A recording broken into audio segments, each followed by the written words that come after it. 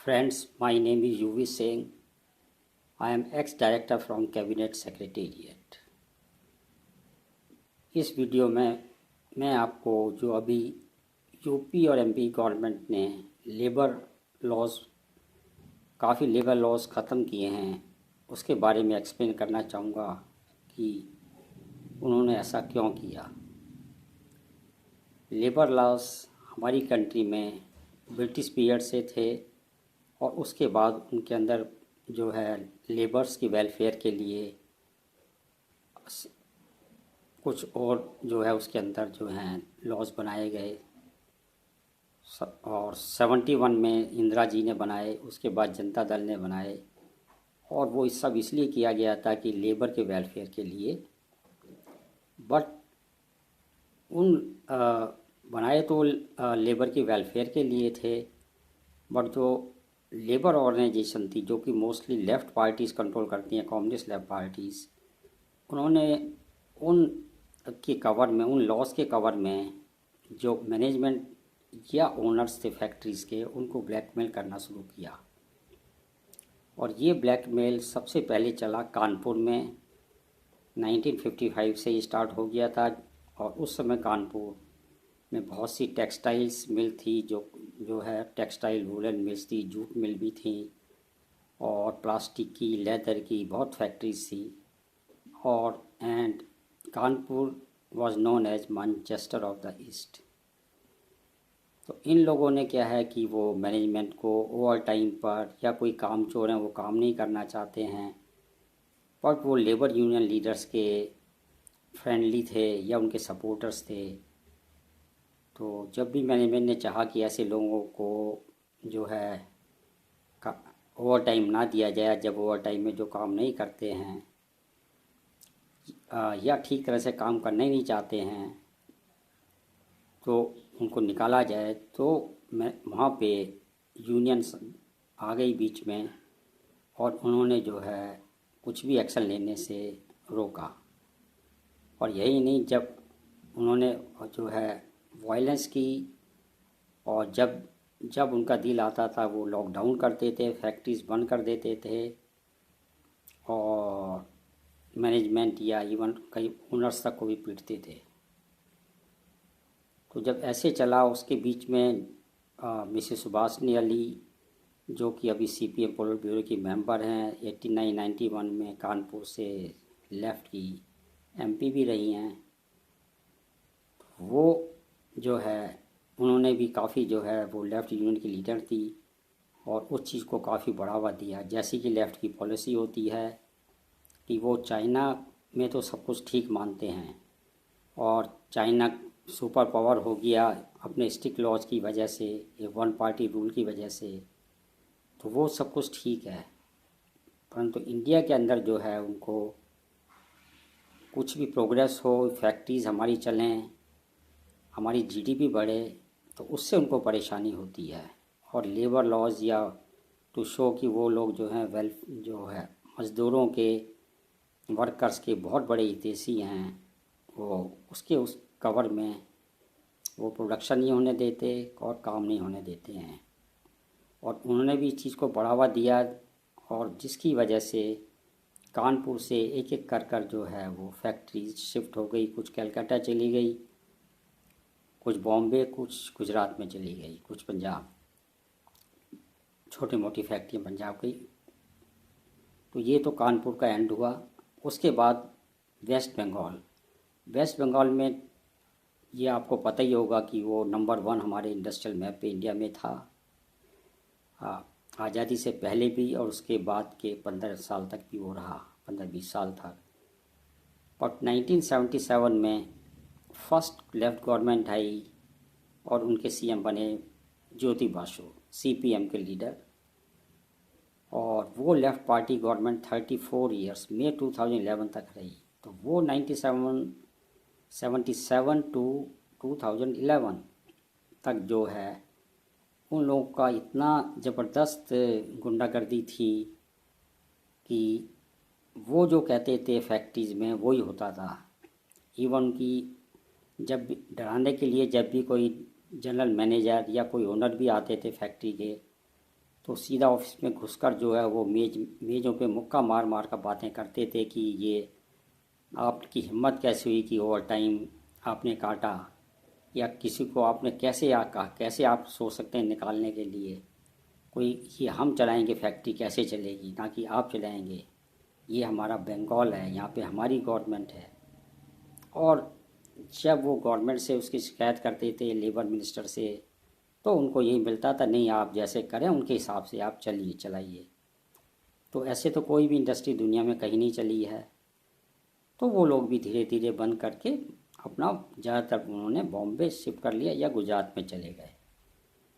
और यही नहीं खाली फैक्ट्री जी, आप देखेंगे फार्मा कंपनीज के हेडक्वार्टर्स थे, जितनी एयरलाइंस थी, जो भी बड़ी बड़ी बहुत चीज़ें थी प्राइवेट सेक्टर में, उन सब के हेडक्वार्टर्स भी वहाँ थे। वो आप पहले एड्रेस देखेंगे तो आपको सब लिखेगा कोलकाता कोलकाता।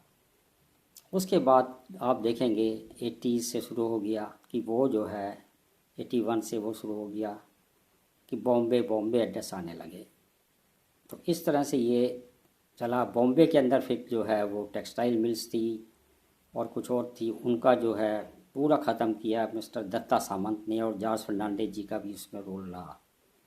तो एक के बाद एक जो है वो टेक्सटाइल मिल बॉम्बे में भी बंद होती चली गई, और मालिकों ने उनको अबेंडन ही कर दिया जो है। और वो बहुत सी मिलों में तो अभी तक ताले लगे हुए हैं, लिटिगेशन में हैं। कुछ को कोर्ट के उस पर वो बेच पाए हैं, जहाँ पे रियल इस्टेट के जो है मॉल्स या बड़े बड़े कॉम्प्लेक्स बने हैं। पर वो अल्टीमेटली नुकसान जो है वो लेबर का ही हुआ। पहले कानपुर का हुआ, जहाँ लाखों लोग जो है वो हो गए, और इसीलिए जो है यूपी से जो है वो लेबर चाँव तक जाने के लिए मजबूर हुआ। वेस्ट बंगाल की हालत तो आप देख ही रहे हैं क्या है। जो ममता बनर्जी जी आई मई 11 में, उन्होंने नैनो की फैक्ट्री भी नहीं लगने दी, जिससे लाखों लोगों को काम मिलता। फिर कोई भी IT centre, information centre, call centre वहाँ पे नहीं है, जबकि बंगाली लोग की जो है स्टूडेंट्स ठीक ठाक इंग्लिश बोल लेते हैं, और उनको नॉलेज अर्बन में वो एजुकेटेड भी हैं, और वहाँ एक भी सेंटर नहीं है। बाकी जगह हैं हैदराबाद, बेंगलोर, नोएडा, गुड़गांव, पुणे में, और बंगाल में कोई नहीं लगाना चाहता, क्योंकि हर चीज़ के अंदर वहाँ पे गवर्नमेंट आ जाती है, यूनियनबाजी होती है, और पिटाई करने में मैनेजमेंट को या ओनर्स को उनको एक मिनट भी नहीं लगता है। अब मैं आता हूँ इसके ऊपर कि ये यूपी एमपी गवर्नमेंट ने इन लॉज में बहुत से लॉज ख़त्म किए। जो अच्छे लॉज थे लेबर लॉज, जैसे कि ग्रेचुइटी 6 मंथ मिलती है, ये मैटरनिटी लीव 6 मंथ की है, और ग्रेचुइटी है, पीएफ है, वो सब जो पॉजिटिव उसके अंदर लॉ हैं उनको किसी को भी कट नहीं किया है। बट कुछ, और वो सिर्फ उन्हीं का, क्योंकि लेबर लॉज आप होते हैं जो 300 से ज़्यादा एम्प्लॉयज़ होते हैं उसके ऊपर लागू होते हैं। और अब चाहती हैं हम ये दोनों स्टेट या हमारी सेंट्रल गवर्नमेंट भी कि जो चाइना कोविड-19 की वजह से multinational companies first world, America, Europe, south Korea, Japan की वहाँ से शिफ्ट होना चाहती हैं, तो हमें भी कुछ शेयर मिले, क्योंकि उनके पास जाने के लिए Vietnam, Thailand, Bangladesh, Malaysia, Indonesia, Philippines हैं, और वहाँ पर हर तरह की उनको फैसिलिटीज़ अवेलेबल है। तो पर हम भी चाहेंगे कि हमें मिले, पर वो मल्टीनेशनल कंपनी तभी आएंगी जब उनको एक सॉफ्ट एटमॉस्फेयर मिलेगा, कोई लेबर प्रॉब्लम नहीं होगी। तो इसीलिए इन लॉज को ख़त्म किया गया, और 3 साल के लिए ख़त्म किया गया है, कि जिससे लेबर यूनियन जो है वो अपनी दादागिरी, गुंडागर्दी ना करें। क्योंकि अगर 2-4 फैक्ट्री शुरू में आई और उनको ये एक्सपेंस हुआ तो बाकी कोई भी नहीं आएगा उस चीज़ को कर। और यूपी और एमपी अबाउट 50% माइग्रेंट जो लेबर है बाहर जाता है, काम करता है दूसरे स्टेट में जाकर, वो इन स्टेट्स का है। बाकी 50% में बिहार, झारखंड, छत्तीसगढ़ और उड़ीसा है। राजस्थान से बहुत कम लेबर बाहर जाता है, क्योंकि राजस्थान में टूरिज़्म की वजह से काफ़ी जॉब मिल जाते हैं। और जो तेलंगाना या आंध्र प्रदेश का जो लेबर है थोड़ा बहुत, वो साउथ के बाकी 3 स्टेट में जाके काम करता है, केरल, तमिलनाडु और कर्नाटक में। पर मेन जो लेबर है, माइग्रेंट लेबर है, जो कि 3 to 4, जिसके एग्जैक्ट तो फिगर कुछ उसमें सीनियर लेबर भी होता है, जो कि पंजाब, हरियाणा और वेस्टर्न यूपी में गेहूं की फसल काटने जाता है, वो भी ईस्टर्न यूपी और बिहार से जाता है। तो इसलिए कि ज़्यादा से ज़्यादा इंडस्ट्रीज लगे इस हिंदी बेल्ट में। और ये 2 स्टेट जो हैं अभी बीजेपी रूल्ड स्टेट हैं, तो इन्होंने इस पॉजिटिव स्टेप को लेने में हिम्मत दिखाई है, क्योंकि अगर वो कंपनीज आती हैं तो हमें यहाँ पे मिलियंस ऑफ जॉब क्रिएट होंगे, हमारी जीडीपी बढ़ेगी, और जो चाइनीज़ हमारे यहाँ पे कंज्यूमर आइटम्स आ रहे हैं वो तभी कम हो पाएगा। हमारा लास्ट ईयर 2019 में $56 बिलियन का, 1 billion is equal to 7,500 crore rupees, तो $56 बिलियन का ट्रेड जो था चाइना का ज़्यादा था, उसका एक्सपोर्ट जो था हमसे $56 बिलियन ज़्यादा था। अगर उसको कम करना है तो हमें यहाँ पे मल्टीनेशनल्स कंपनीज को लाना होगा, हम उनके साथ जॉइंट वेंचर करें, गवर्नमेंट करे, प्राइवेट सेक्टर करे, प्राइवेट सेक्टर भी कुछ और बड़े एंटरप्राइजेज लगाए, क्योंकि जब वॉल्यूम बड़ा होगा तभी कम्पिटिटिव प्राइस पे compete कर पाएंगे चाइना से। छोटी छोटी फैक्ट्रियाँ उनके साथ compete नहीं कर पाएंगी। इसीलिए चाइना जो है उस गैप को देखकर चाइना जो है वो 1980 से उसने आना शुरू किया, और धीरे धीरे बढ़ता बढ़ता वो हमारे हर चीज़ पे कब्जा कर गया है। हमारी एक एक इंडस्ट्री बंद होती चली गई, पहले बड़ी बंद हुई, फिर छोटी छोटी फैक्ट्रियाँ बंद हुई। मुझे खुद का एक्सपीरियंस है कि my father in law he was general manager of 5 steel factories in Faridabad in 1980s. But there was so much unrest of labor. Even once he was attacked by rods by workers, and he could escape by just luck. And ultimately the owner had to shut down all the factories.